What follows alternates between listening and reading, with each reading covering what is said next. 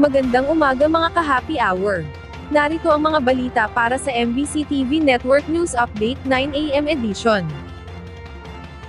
Lalaking sinadyang iwanan ang maleta sa labas ng NAIA Terminal 1, sinermonan ng security personnel.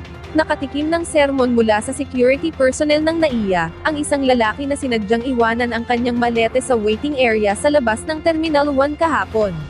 Una rito, tinordonan ng mga otoridad ang lugar kung saan iniwan ng malete bago ito nilapitan ng may-ari. Pakiusap ng security personnel ng NAIA sa publiko, huwag mag-iiwan ng bag o maleta kung aalis dahil nagdudulot ito ng takot sa publiko. Samantala, sa ibayong dagat, FBI, iniimbestigahan ang assassination attempt kay US Presidential Candidate Donald Trump. Ayon kay dating US President Donald Trump, siya'y safe and well matapos sabihin ng FBI na tila'y may attempt assassination sa dating presidente ng US sa kanyang golf course. Nagkaroon ng assassination attempt si Trump na ngayoy tumatakbo sa kaparehong posisyon, ilang taon ang nakalipas.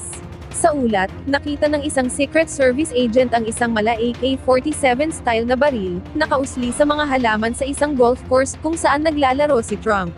Napag-alaman na nakita ng isang witness ang isang lalaking tumakas sakay ng isang itim na Nissan pero agad itong naharang ng sheriff at nahuli ang sospek.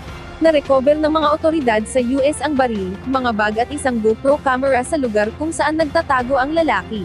Nakilala kalaunan ng lalaki na si Ryan Wesley Roos, 50, at ito'y kaisa sa mga effort na madala ang foreign fighters sa Ukraine, na makipaglaban sa Russian Army, batay sa kanyang social media posts. Mga ka-happy hour, pansamantalang pinuputol ang MBC TV Network News Update para sa 10 AM, 11 AM, at 2 PM edition, upang magbigay daan para sa special coverage ng DZRH tungkol sa Senate hearing ni dismissed Bamban Tarlac Mayor Alice Guo, simula mamayang alas 9:30 ng umaga. At yan ang mga balita para sa MBC TV Network News Update 9 AM edition. Muli kaming magbabalik ang iba pang mga balita mamaya, para sa mga susunod na oras.